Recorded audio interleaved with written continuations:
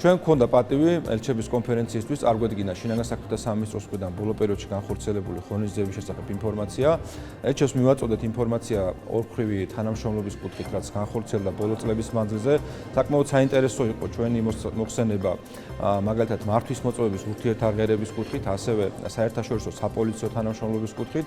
გარდა ამისა, ელჩებს მივაწოდეთ ინფორმაცია შინაგან საქმეთა სამინისტროს იმ დანაყოფების საქმიანობის შესახებ, რომლებიც მოქმედებენ სხვადასხვა მიმართულებით, ასევე იმ სტანდარტების შესახებ, რასაც ყოველდღიურ ცხოვრებაში პოლიცია იცავს.